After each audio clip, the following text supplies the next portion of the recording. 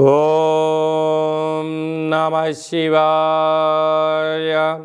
ఓం నమో నారాయణాయ. ఓం శ్రీ నరదృష్టి నివారణ కాళభైరవాయ నమో నమః. ఓం దాశరథాయ విద్మహే సీతావల్లభాయ ధీమహి తన్నో శ్రీరామచంద్ర ప్రచోదయాతు. హరి ఓం. మా ఛానల్కి స్వాగతం. చూస్తున్న వీక్షకులకు ప్రేక్షకులకు ప్రియ కాళ భైరవ భగవద్బంధులకి స్వాగతం పలుకుతూ మమ్మల్ని ఎంతగానో ఆదరిస్తూ ఉండబడినటువంటి ప్రియ సోదరి మణులు అందరికీ కూడా సనాతన ధర్మ వీక్షకులకు సంరక్షకులకు శ్రీరామనవమి పండగ శుభాకాంక్షలు. అందరము రామనామాన్ని జపింపచేద్దాం, ధర్మాన్ని కాపాడుకుందాం, ధర్మబద్ధమైన జీవితాన్ని పొందుదాం. అయోధ్యలో రామ విగ్రహ ప్రతిష్ఠ అయిన తర్వాత మొట్టమొదటిసారిగా జరుగుతూ ఉండబడినటువంటి శ్రీరామనవమి కనుక రాబోయే కాలంలో మనం అందరము కూడా అయోధ్య వెళ్దాం, రాముని దర్శిద్దాం, రామతత్వాన్ని మనము తెలుసుకుందాం. 16వ తారీఖు 4వ నెల 2024 నుండి 30/4/2024 వరకు ద్వాదశ రాశుల్లో గ్రహ గమనాలు ఒకసారి వీక్షింపచేద్దాం. మేషరాశిలో రవి మరియు గురు సంచార స్థితి, కన్యరాశిలో కేతు సంచార స్థితి, కుంభరాశిలో కుజుడు మరియు శని సంచార స్థితి, మీనరాశిలో బుధుడు శుక్రుడు మరియు రాహు సంచార స్థితితో ద్వాదశ రాశుల్లో గ్రహ గమనాలు ఈ విధంగా ఉన్నాయి. మేషరాశి వారు చైత్ర పూర్ణిమ రోజు ఎలాంటి విధి విధానాలు పాటించాలో ఈ వీడియోలో సవివరంగా సంపూర్ణంగా తెలుసుకుందాం. మేషరాశిలో ఏ నక్షత్రాలు వస్తాయనగా అశ్విని నక్షత్రంలోని 4 పాదాలు, భరణి నక్షత్రంలో 4 పాదాలు, కృతికా నక్షత్రంలోని 1 పాదం కలిపితే మేషరాశి అవ్వడం జరుగుతుంది.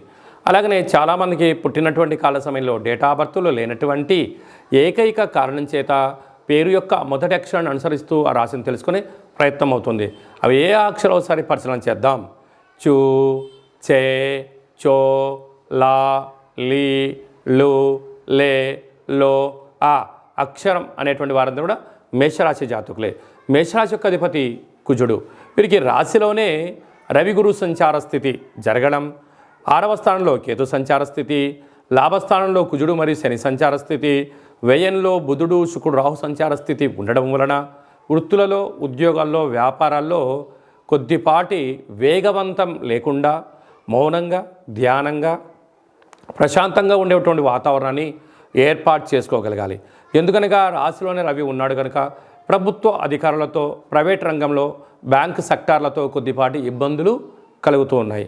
కనుక మీ జన్మ నక్షత్రం రోజున అష్టమి పూర్ణిమ తిథుల యందున దూరావాయు జల ప్రయాణాలు పెట్టుకోకపోవడం, సంవత్సర ప్రారంభంలోనే ఉన్నారు కనుక తొందరపాటు నిర్ణయాలకు ఇది సరైన సమయం కాదు అని చెప్పి గమనించగలగాలి.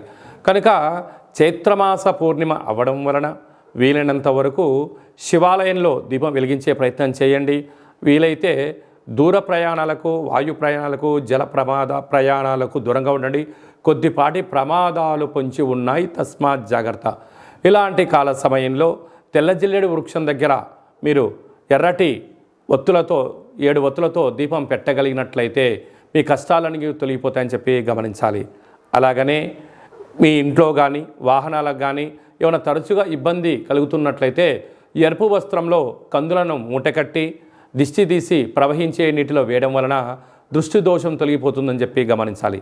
సాఫ్ట్వేర్ ఉద్యోగస్తులు, హార్డ్వేర్ ఉద్యోగస్తులు, విద్యార్థులు, ఉద్యోగస్తులు, వ్యాపారస్తులు, రాజకీయ సేవా రంగంలో హోటల్ వ్యాపార కార్యక్రమం చేసేటువంటి వారికి శుచి శుభ్రత ఓపిక ద్వారా మంచి భవిష్యత్తు కనపడుతుందని చెప్పి గమనించాలి.